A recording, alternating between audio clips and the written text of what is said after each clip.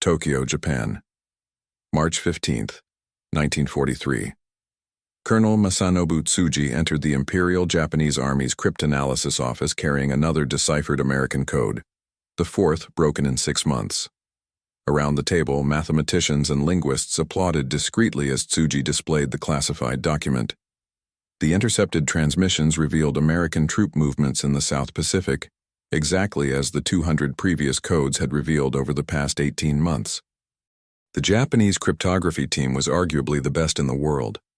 They had broken British machine codes, American manual ciphers, even experimental indigenous codes that Americans used in World War I, including the Choctaw Code that was eventually understood.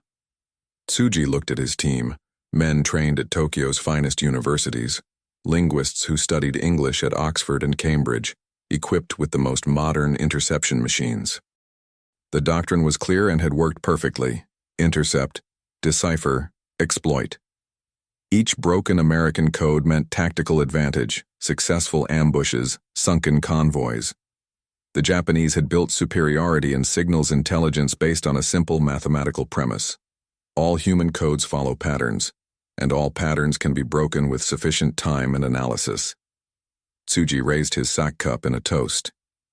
The Americans are technologically sophisticated, but intellectually predictable. Their codes follow Western logic. We always break them. We always will. The room agreed in unison. None of them knew that at that exact moment, 8,000 kilometers away in the Pacific, young Navajo Marines were transmitting messages in a language that would break them first. What Tsuji and his brilliant cryptographers didn't know was that in May 1942, 9 months before that confident toast, 29 young Navajos had been recruited into the Marine Corps with an impossible mission: create a code based on a language that fewer than 30 non-Navajos in the entire world understood. This would not be a machine code vulnerable to frequency analysis. It would not be a manual cipher following mathematical patterns. It would be a living code, spoken by men whose mother tongue had no written alphabet, was tonally complex beyond any Japanese linguist's comprehension, and completely unrelated to any Asian or European language family. The Navajo Code Talkers would become the only code in World War II history that Japan would never break. Not the Japanese, not the Germans, not anyone. During the Battle of Iwo Jima, 6 code talkers would transmit over 800 messages in 48 hours without a single error. Major Howard Connor would declare, "Were it not for the Navajos, the Marines would never have taken Iwo Jima." The devastating irony. The language that the American government tried to eradicate for decades in forced assimilation schools would save thousands of American lives and prove that diversity is not strategic weakness, but a weapon that homogeneous enemies can never replicate. The mathematics of cryptographic warfare in the Pacific was brutal in its clarity. In 1942, Japan possessed the most advanced cryptanalysis capabilities in Asia and rivaled European ones. Hundreds of cryptographers worked in facilities in Tokyo, Shanghai, and Manila, intercepting thousands of Allied transmissions daily. They had broken American diplomatic codes as early as 1940, during the Battle of Midway in June 1942. Ironically, it was the Americans who broke the Japanese naval code JN-25, turning the tide of war, but this only motivated the Japanese to intensify efforts against Allied codes. Each month of 1942, Japanese intelligence deciphered new American codes: Army codes, Navy codes, merchant convoy codes.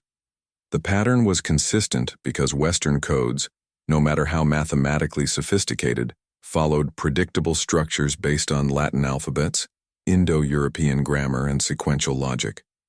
Conventional cryptography depended on substitution, transposition, or a combination of both.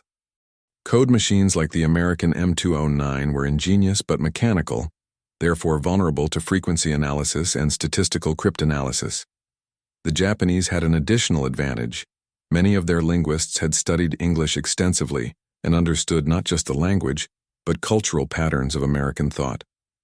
They knew how Americans structured military messages, what abbreviations they used, how they organized tactical information. This familiarity made English-based codes relatively vulnerable. But then there was Navajo. The Navajo language, or Diné bizaad as it's called by native speakers, belongs to the Na-Diné language family, completely unrelated to Indo-European, Sino-Tibetan, or any other language family that Japanese cryptographers had familiarity with. In 1940, only about 50,000 people in the world spoke Navajo, confined mainly to reservations in Arizona, New Mexico, and Utah. And crucially, fewer than 30 non-Navajos understood the language with any level of fluency. There was no university course in Navajo. There was no radio program in Navajo that the Japanese could intercept for study. The only written materials were a dictionary compiled by Franciscan fathers and some anthropological notes, none of which were available in Japan. The linguistic complexity was extraordinary. Navajo is a tonal language where the same word pronounced with different tone has completely different meaning. It has an incredibly complex verb system with multiple forms depending on the shape of the object being described. The grammar doesn't follow subject-verb-object patterns of English or Japanese. For a non-native speaker, Navajo is linguistically opaque in a way that very few other languages are. Philip Johnston, a civil engineer who grew up on the Navajo reservation as a missionary's son, understood this opacity. In February 1942, he proposed to the Marine Corps using Navajo as a voice code. In a demonstration at Camp Elliott, California, on February 28th, Johnston brought 4 Navajo speakers and demonstrated they could transmit and decode a 3-line message in 20 seconds, compared to the 30 minutes that contemporary machines took. Major General Clayton Vogel, commander of the Amphibious Corps, was impressed. He recommended recruiting 200 Navajos. The recommendation was cut to 1 platoon as a pilot project. On May 4, 1942, 29 Navajo recruits swore service at Fort Wingate, Arizona. They became known as the Original 29. These 29 men, most aged between 18 and 24, arrived at the Marine Corps Recruit Depot in San Diego and began basic training. But their real mission began after training: develop an entire military code based on Navajo. The Original 29 were not trained linguists or professional cryptographers. They were young Navajos, many fresh from reservation schools, native speakers of a language that the American government had tried to suppress for decades. And in a few weeks at Camp Pendleton, they created a 2-layer code system that would be impossible to break. The first challenge was obvious. Navajo had no words for modern military terms. There was no Navajo word for tank, machine gun, bomber, aircraft carrier. So the Code Talkers created vocabulary using natural analogies rooted in Navajo culture. Tank became che dagahi, which means turtle, because a tank moves slowly like a turtle and has a hard shell. Bomber became jay-sho, which means buzzard, because it makes loud noise and flies. Submarine became besh-lo, literally iron fish. Aircraft carrier became tsidi mufa yehi, which means bird nest. Grenade became nimasi, potato, because the shape was similar. Each term was chosen with logic that made sense to a Navajo mind but would be incomprehensible to anyone trying to decipher transmissions. They developed 211 military terms, later expanded to 411. But vocabulary alone wasn't enough. If the Japanese captured a Navajo speaker and forced him to translate, the code would be compromised. So the Code Talkers developed a second layer, an alphabet code. They assigned Navajo words to each letter of the English alphabet. The letter A could be represented by Walachi, Krant, Belasana, apple, or Tsinil, axe. The letter B could be Nahashchid, badger, Shush, bear, or Twishje, barrel. Having multiple words for each letter meant that frequency analysis, the most powerful tool of cryptanalysis, was useless. Even if the Japanese intercepted hundreds of messages and somehow identified they were in Navajo, there would be no repetition pattern to analyze because Code Talkers varied which word they used for each letter. This was code within a language that fewer than 30 non-natives in the world understood. The training was brutal. Code Talkers had to memorize the entire code, all 411 military vocabulary words, all alphabetic variations. No code book could be taken to the battlefield. If captured, there could be no physical evidence of the system. They practiced transmitting messages under pressure, under simulated fire, sleep-deprived. Speed was essential. In combat, seconds meant the difference between life and death. Traditional machine code transmission was a slow process. Radio operator received message in English, consulted codebook, converted each word into groups of numbers or letters, transmitted Morse code. Receiver on the other end reversed the entire process. It could take 30 minutes or more for a complex message. Code talkers did this in seconds. They received message in English, instantly converted it to Navajo while speaking directly into the radio, and receiving code talker on the other end, instantly converted back to English. There was no delay, no book consultation. It was human communication at the speed of thought, but in code that the enemy could never break. In tests, code talkers consistently outperformed all code machines, and crucially, they were accurate. Error rate in machine codes under combat pressure was 10 to 15%. Code talkers operated with 100% accuracy. Each message arrived exactly as it was sent. In August 1942, the first code talkers shipped out to the Pacific. They arrived at Guadalcanal in November, the first major American offensive against the Japanese. And immediately, their usefulness was tested not just by the enemy, but by their own troops. During a patrol, American soldiers captured a code talker, convinced he was a Japanese spy disguised as a Marine.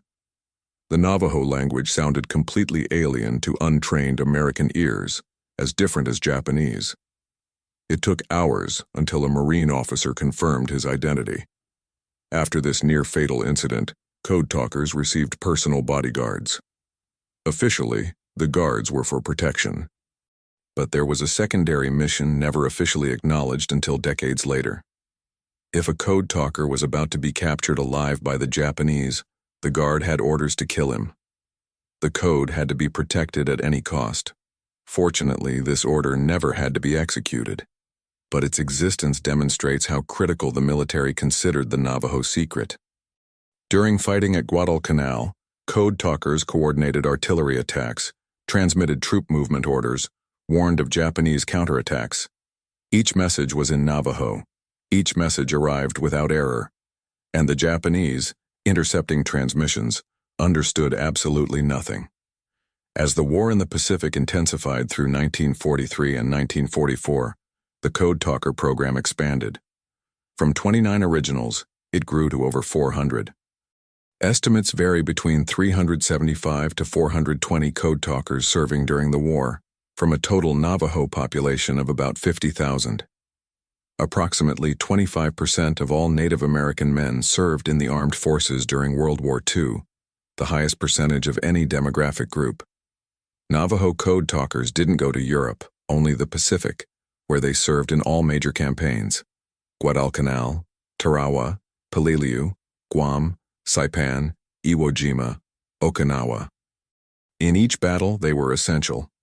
Report from the 3 Amphibious Corps stated that use of code talkers during the battles of Guam and Peleliu was indispensable for rapid transmission of classified documents, and that speed and accuracy were critical factors in the success of operations. But the Japanese perspective revealed the true magnitude of their frustration. Japanese intelligence documents captured after the war show total confusion. A 1944 report from a Japanese cryptanalysis unit in Manila described, "We have intercepted American voice transmissions in a completely unknown language. It does not correspond to any known machine code. It is not cipher or substitution pattern. It appears to be a spoken language but not Japanese, not Chinese, not Korean, not any Filipino dialect. Linguistic experts unable to identify language family. Spectral analysis of tonal patterns reveals no recognizable structure. Recommendation: ignore these transmissions and focus on known codes we can break." In essence, the Japanese gave up. The problem was literally impossible for them. They had no entry point. They had no reference texts. They had no captured speakers to interrogate. And even if they captured a Navajo speaker, they would discover that messages were encoded within the language, making direct translation useless. It was a layered security system that defeated conventional cryptanalysis at every level. But there was a deeper and darker irony beneath the Code Talkers' success. Almost all Code Talkers had attended government assimilation schools or parochial schools where they were brutally punished for speaking Navajo. These schools operated for decades as part of an official policy of cultural genocide. Native children were forcibly removed from families, sent to distant boarding schools, and subjected to a regime designed to kill the Indian, save the man, as the system's founder, Richard Henry Pratt, infamously declared. Speaking native languages was strictly forbidden. Punishments for speaking Navajo included beatings with belts or sticks, forcing children to wash their mouths with soap, locking them in dark closets for hours, or forcing them to kneel on piles of rocks. Code Talker Keith Little described in an interview, "They had very strict disciplinary rule that we could not speak our native language. It was part of their efforts to convert us to Christianity and turn us away from our religions and cultural beliefs. If we were caught speaking Navajo, we were beaten. I saw children locked in dark basements for days." Code Talker Samuel Billison was more direct. "The government punished us for years for speaking our language. They told us it was inferior, primitive, useless. They tried to make us forget who we were. Then the same government asked us to use that inferior language to save the country. The irony was not lost on any of us." This brutal contradiction exposes the hypocrisy of systemic American racism.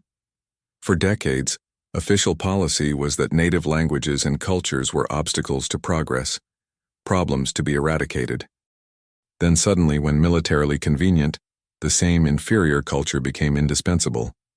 Code Talkers served not because of the government that oppressed them, but despite it. They served out of love for the land that nurtured them, for the families they protected, and for a concept of warrior honor deeply rooted in Navajo culture. But they served knowing they would return to a country that still considered them second-class citizens.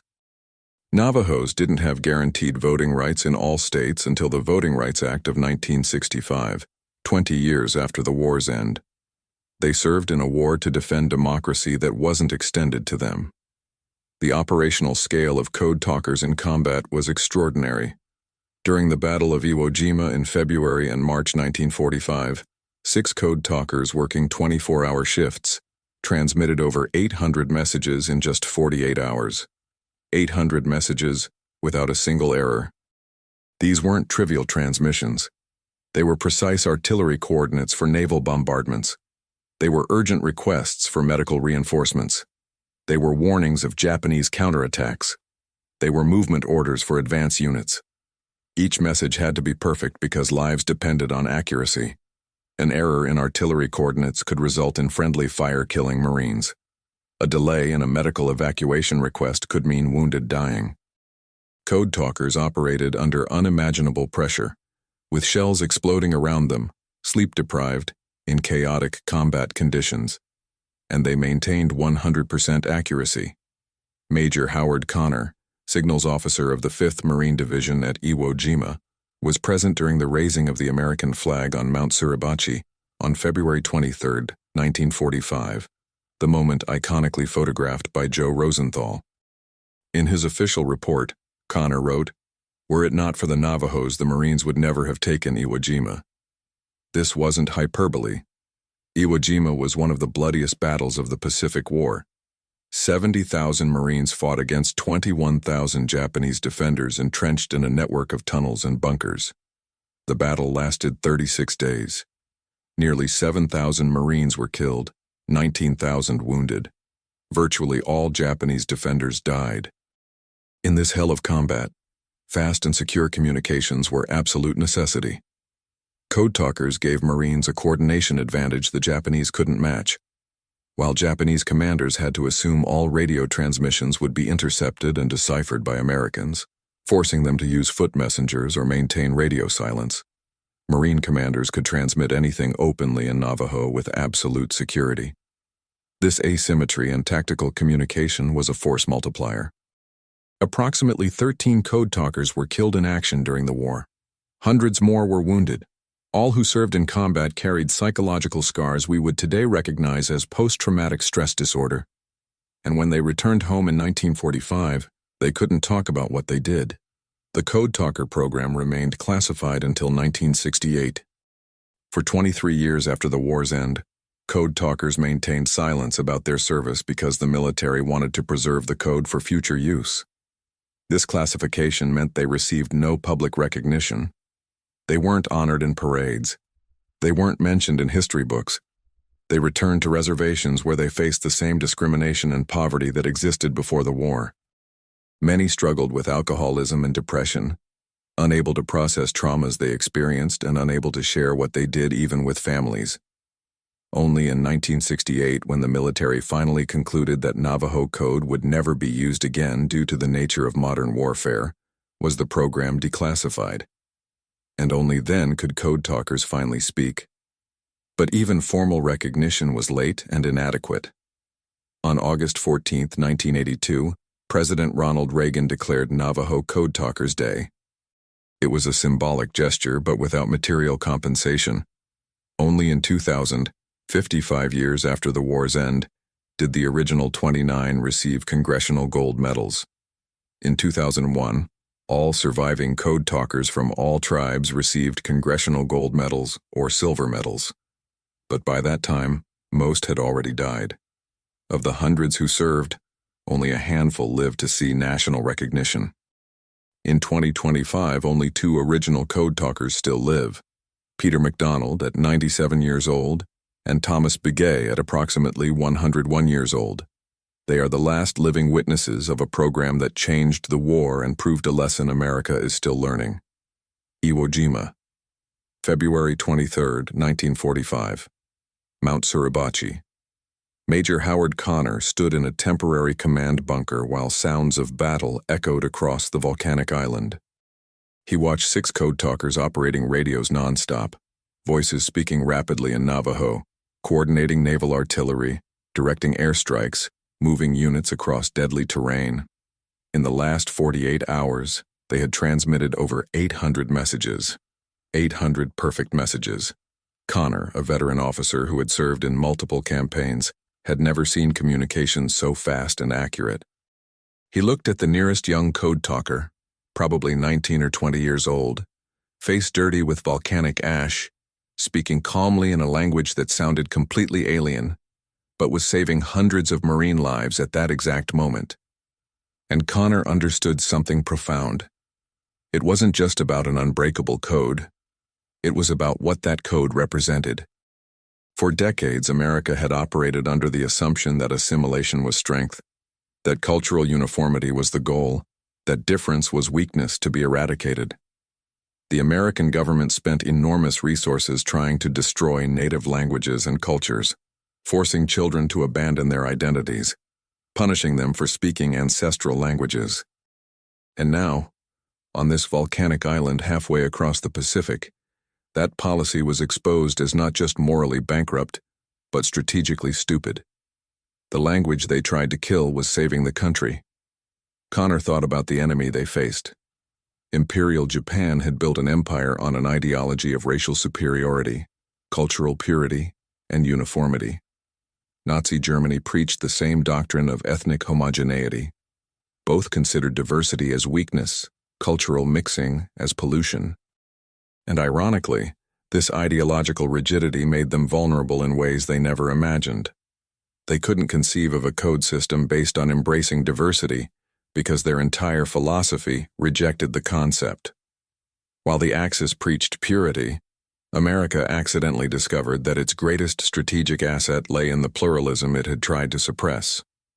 Each Code Talker represented a failure in cultural genocide. The government tried to destroy the Navajo language and didn't completely succeed, and now that failure became salvation. Connor would write in his official report, "Were it not for the Navajos, the Marines would never have taken Iwo Jima." But in a personal diary he wrote years later, he went further. The true lesson of Iwo Jima wasn't about superiority of material or tactics. It was about the contradiction at the heart of American democracy. We preach equality, but practice discrimination. We declare freedom, but suppress cultures. And only when desperate enough we discovered that the diversity we tried to eradicate was exactly our advantage over totalitarian enemies. The Japanese couldn't break Navajo code not because it was mathematically superior, but because it never occurred to them that the language of an inferior indigenous people could be a weapon. Their racial arrogance blinded them. Our hypocrisy saved us, but only because we completely failed to eradicate the culture we tried to destroy. We shouldn't celebrate this success without acknowledging the profound shame that it took a war to teach us a lesson we should have known from the beginning. Difference is strength, not weakness. The final numbers of the Navajo Code Talkers tell a story of military triumph built on devastating historical irony. 29 original recruits in May 1942 expanded to approximately 420 Code Talkers, serving until the war's end. From a total Navajo population of only 50,000, this represented extraordinary commitment. They served in all major Pacific campaigns: Guadalcanal, Tarawa, Peleliu, Guam, Saipan, Iwo Jima, Okinawa. They transmitted tens of thousands of messages during 4 years of combat. Each message was perfect.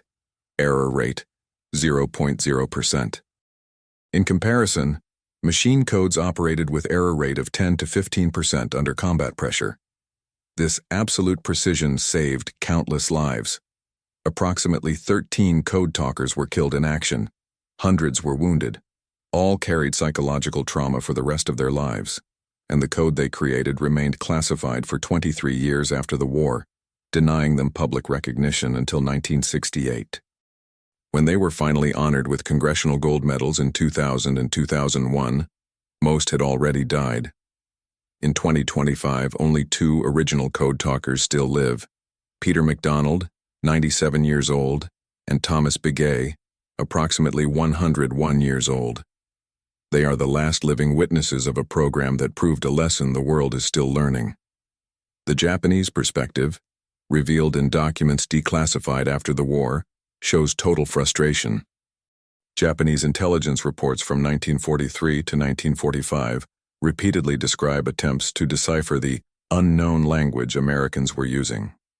A report from September 1944 admits, unable to identify language family of coded American transmissions, does not correspond to any known language. Linguistic experts consulted in Tokyo, Shanghai, and Manila, all unable to determine origin. Recommendation: cease decryption attempts and focus resources on known codes. In essence, the Japanese gave up completely. The Navajo Code was the only code in World War II that remained unbreakable for the entire duration of the conflict. Germans eventually broke some Allied codes. Americans broke German and Japanese codes. But no one ever broke Navajo because the problem was fundamentally impossible without access to native speakers, and Code Talkers were never captured alive. This absolute invulnerability gave the Allies a communication advantage the Japanese couldn't match, contributing to victories in crucial campaigns. Military analysts estimate that use of Code Talkers accelerated the end of the war in the Pacific by months, potentially saving tens of thousands of lives that would have been lost in prolonged invasions. But the most revealing quote came from Code Talker Samuel Billison in an interview decades after the war. The American government beat us for speaking our language. Schools punished us. Missionaries tried to convert us and make us forget who we were. Then the same government asked us to use that language to win a war. We served not because we loved the government that oppressed us. We served because we loved the land that nurtured us, the communities that raised us, and because Navajo warrior tradition teaches that we protect our people. But the irony never left us. We were patriotic to a country that tried to destroy our identity, and when we came home, we returned to the same racism, same poverty, same discrimination. They told us we were heroes, but we couldn't vote in some states. We couldn't talk about what we did for 23 years. And the government continued policies that tried to erase our culture. So when they ask if I'm proud of my service, I say, I'm proud that Navajo language proved stronger than attempts to destroy it. I'm proud that we served with honor when we had no obligation to do so. But I don't celebrate a country that took 55 years to recognize us and still hasn't learned the lesson we should have taught. Your strength comes from diversity, not from trying to eradicate it. This statement captures the central contradiction that Code Talkers exposed. America entered World War II fighting against totalitarian ideologies that preached racial purity and cultural homogeneity. Imperial Japan and Nazi Germany built empires on the premise that ethnic uniformity was strength and diversity was weakness. But America, despite its own racist policies and cultural genocide against native populations, possessed diversity that enemies couldn't replicate. And when it finally embraced that diversity out of military necessity, it discovered a weapon that homogeneous totalitarianism could never develop. Code Talkers represented proof of concept. Pluralism is strategic advantage. A language that fewer than 30 non-Navajos understood became the most secure military communication system of the war precisely because it was different, unique, impossible to replicate. Enemies who preached racial superiority couldn't conceive that the language of people they considered inferior would be unbreakable. Their arrogance blinded them, and this blindness cost them an intelligence advantage that could have changed the outcome of multiple battles. The legacy of Code Talkers extended far beyond World War II. Navajo code remained classified until 1968, specifically because the military wanted to preserve it for future conflicts. But the nature of war changed. The Vietnam War, Cold War, and modern conflicts involved encrypted electronic communications that made voice codes obsolete. The code was never used operationally again, but it established a precedent. During subsequent wars, the American military recruited speakers of other rare languages for similar functions, but no program reached the scale or impact of the Navajo Code Talkers. They remained unique in military history. Civilians transformed into strategic weapons simply by speaking their mother tongue.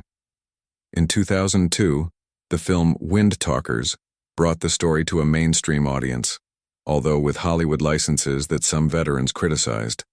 But the film raised awareness.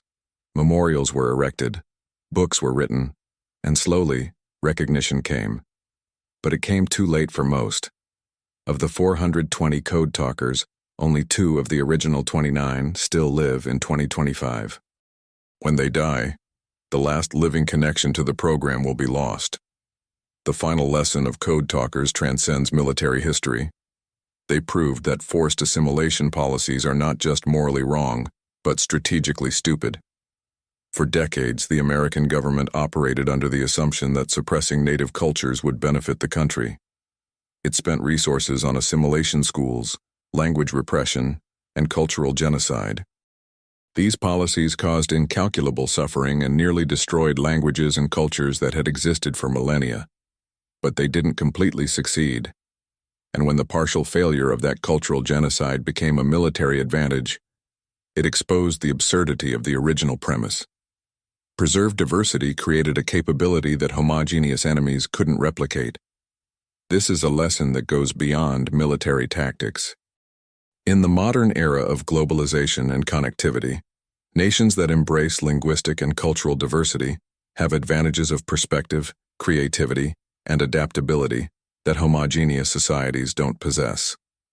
Code Talkers were historical proof of concept of this principle. They served a country that oppressed them. They used a language the government tried to kill. And they saved thousands of lives, proving that difference is not weakness, but a force multiplier. When Major Howard Connor declared, "Were it not for the Navajos, the Marines would never have taken Iwo Jima," he was articulating a truth that goes beyond one battle. Without the diversity America tried to eradicate, the war in the Pacific would have been longer, bloodier, and possibly lost. Code Talkers didn't just win battles. They proved that pluralism is a weapon that totalitarianism can never match.